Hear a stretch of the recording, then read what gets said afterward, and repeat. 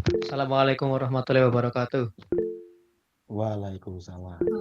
Waalaikumsalam warahmatullahi wabarakatuh. Waalaikumsalam warahmatullahi wabarakatuh. Sebelum kita memasuki presentasi kita hari ini, alangkah baiknya kita memperkenalkan diri kita masing-masing terlebih dahulu. Anggota kelompoknya yaitu 1, Ani Muwiro, yang kedua ada Dimas Aditya Nugroho, yang ketiga ada Hartanti, yang keempat ada saya Nur Fatahillah, yang kelima ada Raffi Ardia Putra. Nah, dalam presentasi kita akan menjelaskan tentang isi materi yaitu pengertian makna pemilihan kata dan kalimat, fungsi, jenis-jenis, syarat-syarat, dan dampak pemilihan kata yang kurang tepat dalam komunikasi. Materi pertama yaitu pengertian makna. Makna adalah bagian yang tidak terpisahkan dari semantik dan selalu melekat dari apa yang kita tuturkan. Makna adalah arti atau maksud yang tersimpul dari suatu kata. Makna yang sangat bertautan dan saling menyatu dengan bendanya. Lanjut. Pengertian pemilihan kata. Pemilihan kata atau diksi. Diksi adalah seleksi kata yang tepat untuk mengkomunikasikan gagasan dengan efek yang diinginkan. Ada 2 aspek, yaitu pemilihan kata oleh penulis dan kejelasan dalam berbicara agar pesan tersampaikan dengan baik. Pengertian kalimat. Kalimat adalah suatu bahasa terkecil yang mengungkapkan suatu pemikiran secara utuh, baik lisan maupun tulisan. Dalam bentuk lisan, kalimat diucapkan dengan intonasi dan jeda untuk memengaruhi pengucapan. Sedangkan dalam tulisan, diawali dengan huruf kapital dan diakhiri dengan tanda baca.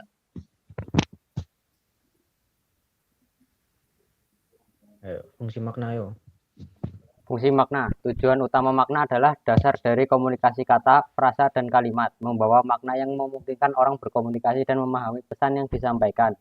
Makna juga memastikan bahwa pesan yang disampaikan oleh pembicara dapat dipahami dengan benar oleh pendengar, menciptakan komunikasi yang efektif. Fungsi pemilihan kata. Untuk memperoleh keindahan guna menambah daya ekspresivitas, makna sebuah kata akan lebih jelas jika pilihan kata tersebut tepat dan sesuai. Ketepatan pemilihan kata bertujuan agar tidak menimbulkan interpretasi yang berlainan antara penulis atau pembicara dengan pembaca atau pendengar. Sedangkan kesesuaian kata bertujuan agar tidak merusak suasana. Fungsi kalimat dalam bahasa Indonesia dapat dilihat dari unsur-unsur pembentuknya, mulai dari fungsi subjek, predikat, hingga objek.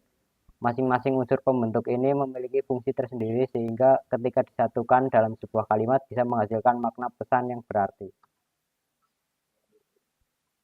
Kita lanjut jenis-jenis pemilihan kata. Jenis-jenis pemilihan kata. Klasifikasi kata dalam bahasa Indonesia meliputi makna, pilihan kata, dan penggunaan yang khas. Makna. Kata dapat dibagi berdasarkan jenisnya seperti makna leksikal, gramatikal, emotif, sosial, dan referensial. Pemilihan kata atau diksi. Ini adalah penggunaan kata yang sesuai untuk menyampaikan ide secara efektif bagi atas makna dan leksikal. Gaya bahasa. Ini melibatkan penggunaan unik bahasa, termasuk penggunaan kelasan, majas, retoris, dan lainnya. Lanjutan. Jenis-jenis makna dalam bahasa Indonesia ada beberapa jenis makna kata yang dapat dibagikan menjadi makna konotatif. Makna konotatif adalah makna yang berupa kiasan atau bukan merupakan makna yang sebenarnya. Makna ini bisa digunakan untuk menunjukkan nilai, rasa, sikap sosial, atau pandangan tertentu. Makna denotatif. Makna denotatif adalah makna yang terkait dengan objek atau konsep yang diwakili oleh kata. Makna ini hanya berlaku untuk kata yang memiliki referensi yang langsung dengan objek atau konsep tersebut.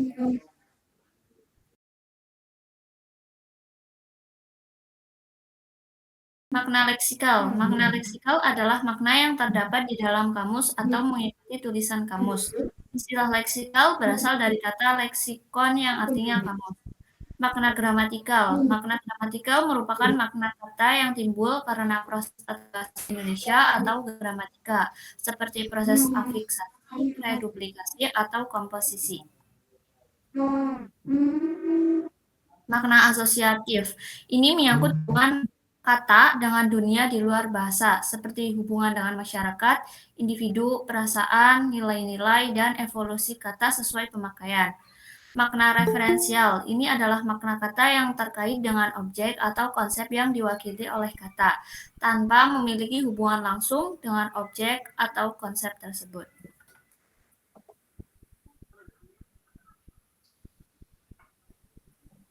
Makna non-referensial. Makna non-referensial adalah makna kata yang tidak memiliki referensi atau acuan di kondisi nyata. Biasanya kata-kata ini berupa artikel, partikel, dan ketulangan. Jenis-jenis kalimat. 1. Kalimat simpleks. 2. Kalimat majemuk. 3. Kalimat berdasarkan fungsi atau isi. 4. Kalimat berdasarkan pengucapannya. 5. Kalimat berdasarkan jumlah frasa. 6. Kalimat berdasarkan unsur kalimat. Syarat-syarat pemilihan kata. 1. Kebenaran. Kata yang dipilih harus mengikuti kaidah tata bahasa. Kaidah tata bahasa baik dari segi morfologi maupun sintaksis. 2. Kecermatan. Kata cermat adalah kata yang dalam konteks tertentu tidak lebih atau tidak kurang, tidak rancu, dan bersifat idiomatis.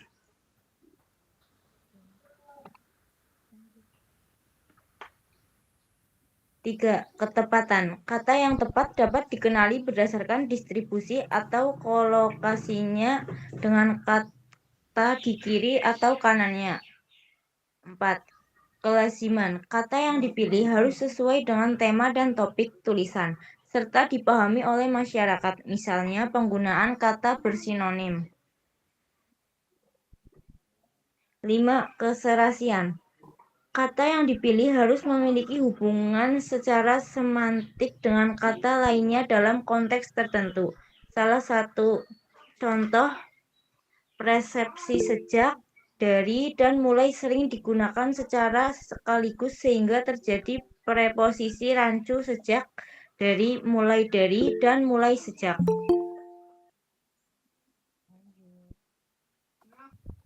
Dampak pemilihan kata yang kurang tepat dalam komunikasi. Kesulitan pemahaman penggunaan kata yang kurang tepat dalam membuat pesan menjadi tidak jelas dan sulit dipahami oleh penerima pesan. Kesalahpahaman. Pemilihan kata yang tidak tepat dapat menyebabkan terjadinya kesalahpahaman antar pengirim dan penerima pesan. Ketidakprofesionalan. Penggunaan kata yang kurang tepat dapat mencerminkan ketidakprofesionalan dalam berkomunikasi, terutama dalam konteks formal.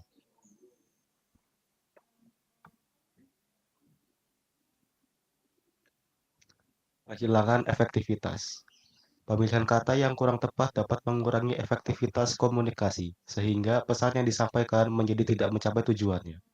Kesalahan penafsiran. Penggunaan kata yang kurang tepat dapat menyebabkan terjadinya kesalahan penafsiran terhadap pesan yang disampaikan.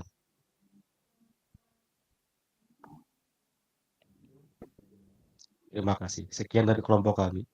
Mungkin ada pertanyaan. Nanya, Po. Belum. Ayo, ya Mas Adhan. Itu Mas Bagas sama Mas Adnan, silakan. Silakan pertanyaannya, Mas.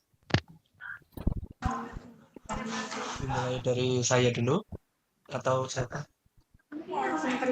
Lu aja. Boleh. Baik. Sebentar.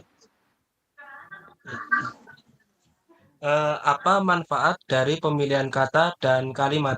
Terima kasih. Oke, lanjut Mas Selanjutnya, Adhan. pertanyaan selanjutnya. Saya. Ya, Perkenalkan, nama saya Adhan Mujudin. Saya dari kelas 1 Ikra. Saya mau Ya, bertanya, adakah tata cara pemilihan kata dan kalimat yang baik dan benar? Terima kasih. oke. Pertanyaan selanjutnya. Nanda. Siapa? Tadi Nanda angkat tangan. Nanda, monggo. Kenalkan, Monggo, Nanda. saya dari Pratama dari kelas 1 IKRP.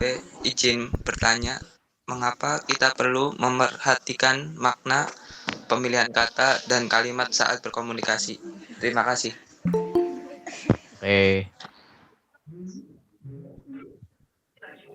Oke, silakan yang mau jawab. Boleh. Aku menjawab. Saya akan ya sudah silakan. Ya sudah. Silakan. Perkenalkan, nama saya Hartanti dari kelas 1 IKRA. Izin menjawab pertanyaan dari Adan Mujiuddin. Adakah tata cara pemilihan kata dan kalimat yang baik dan benar? Jawabannya adalah terdapat beberapa prinsip yang dapat membimbing pemilihan kata dan kalimat yang baik dan benar. Pertama, pastikan kejelasan dan ketepatan pesan yang ingin disampaikan. Yang kedua, hindari penggunaan kata-kata yang ambigu atau tidak jelas. Yang selanjutnya, pilih kata yang sesuai dengan situasi atau audiensinya. Penting juga untuk memperhatikan tata bahasa dan ejaan agar tulisan lebih mudah dipahami dan terhindar dari kesalahan. Bisa diterima? Bisa. Siap.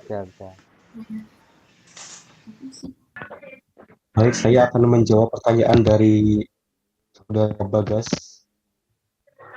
Pemilihan serta penggunaan kata yang tepat dapat menciptakan suasana yang tetap kondusif dan mencegah kesalahpahaman dalam berkomunikasi.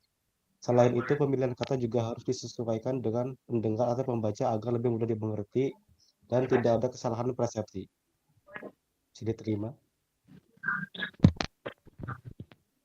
Coba bisa diulang pertanyaannya, Saudara Nanda. Pertanyaannya tadi, mengapa kita perlu memperhatikan makna pemilihan kata dan kalimat saat berkomunikasi? Monggo, Mas. Kalau mau dijawab. Dan saya akan menjawab pertanyaan dari Saudara Nanda. Ketika berkomunikasi, makna pemilihan kata dan kalimat menjadi krusial karena mereka memengaruhi pemahaman dan kesan yang disampaikan. Penggunaan yang tepat dapat mencegah salah paham yang menciptakan komunikasi yang efektif.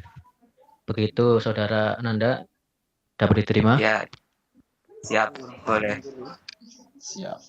Oke, berarti sudah selesai dari kelompok kami. Selesai dari Presentasi kelompok kami.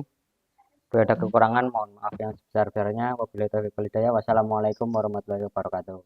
Waalaikumsalam. Waalaikumsalam. Waalaikumsalam.